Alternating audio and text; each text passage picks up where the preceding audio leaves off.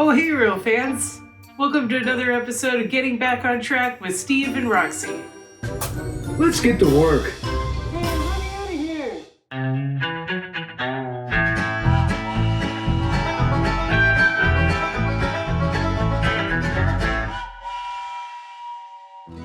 So with any good project, you got to start by taking everything apart. So out go the trees, out goes the bridge, and we got to tape off all of the track. So we want to keep as much stuff out of that track work as we can. This blue painter's tape works really good for this. If you get the extra wide rolls, one piece will cover all the way across the track, so you can just pull a nice long piece of tape out and do it. The only place that's a little tricky is in the turns. We particularly want to make sure we get tape leading into the tunnel because we don't want to get a bunch of sand all up in the tunnel either. Now we're using regular PVA glue, and we're going to place our sand right on top of it. And it sticks pretty well to that, so I think it covers really well.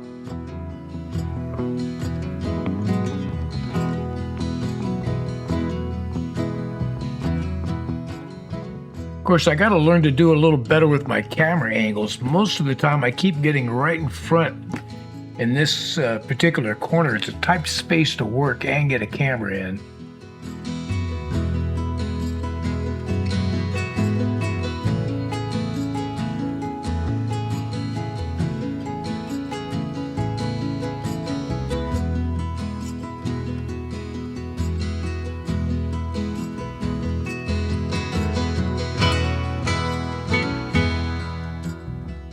So applying this sand, I have this little paper cup, and I like to just get a cup full of it and just shake it and kind of sprinkle it across there. It works really well.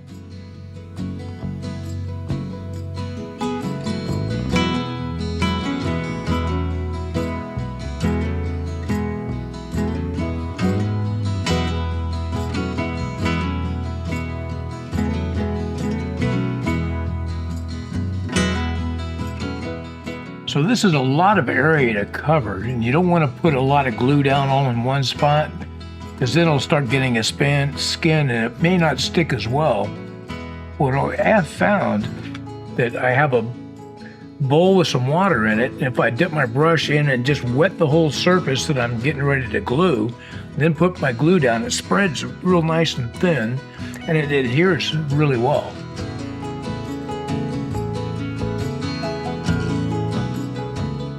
And here, once I'm getting in front of the camera. Here's a better angle. You can see I'm wetting the surface, then I'll come back with the glue, and it spreads really nice. So I'm trying to be careful not to get it up on the backdrop, getting around the rocks.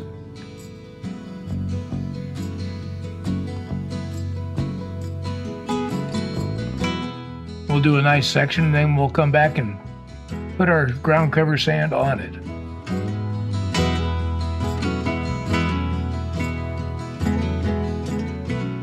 Now this tube sand, I like it really well for doing the ground cover as the first layer especially.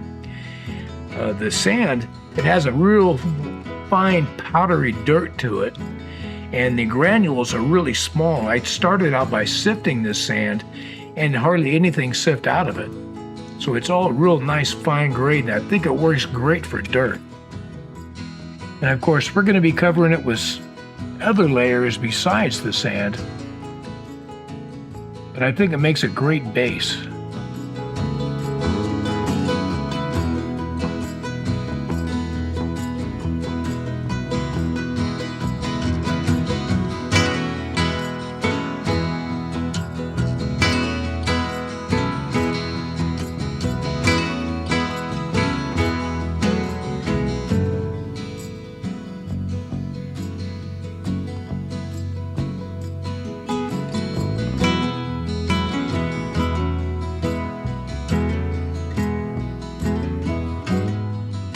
So one thing I did learn is if you got slope, if you start shaking and putting the dirt on low and work your way up, it adheres better. It hits more of the glue surface to stick, so this works real well. And another thing I like about this method is if you look at it, you can see it looks like striations, like strata in the ground. And that's caused by the brush strokes. If you brush stroke side to side, when the dirt goes down, it looks like you've got layers.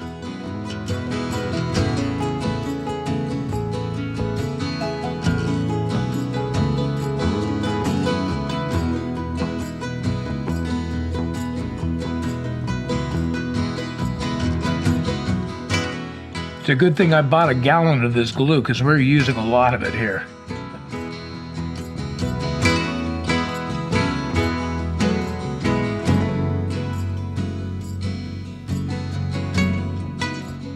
And here again, I'm starting low and working up the slope. And it just seems to adhere better to the surface going that way.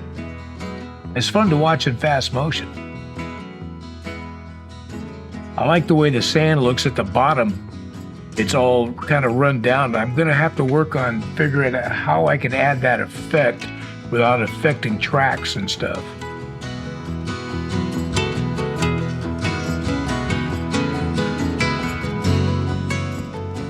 Another good thing about this technique is I got areas I wasn't happy with how it stuck on there, right in this area by the portal. But you can go back afterwards. You can still brush in more glue, add more sand, and we'll get some real good coverage here. I'm really excited to be getting after the rest of this scenery. It's going to be nice to have ground cover over that whole mountainous expanse. So here it is the next day, and I'm going to vacuum the loose sand up, get it out from around the track and get it off of the mountains. And you can see it's stuck real well. You can see maybe a few bare spots here and there, but those will be covered with the next layers.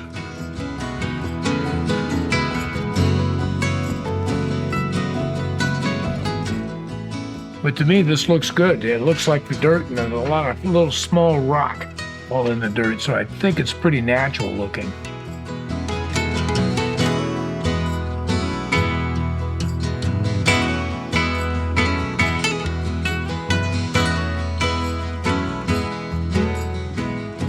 Of course, I use a nylon stocking here so that I can recapture the loose sand. And this works pretty good. You just have to frequently stop and empty it out of the hose.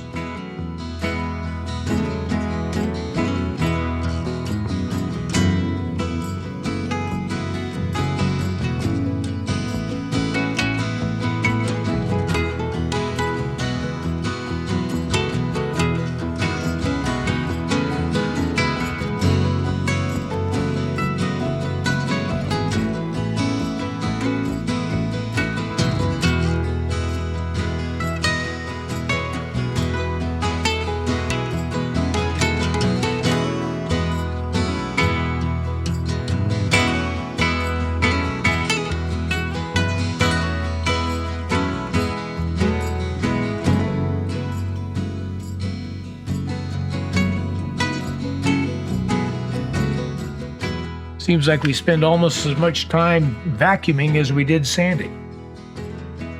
Finally, we're with our crevice tool. We're going to get everything in the little nooks and crannies.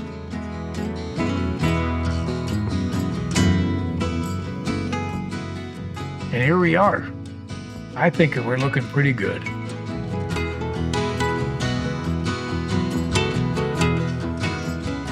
This is going to look fantastic once we get the rest of the ground covers in, start putting in trees, bushes, rocks. This is going to be a great part of the scenery.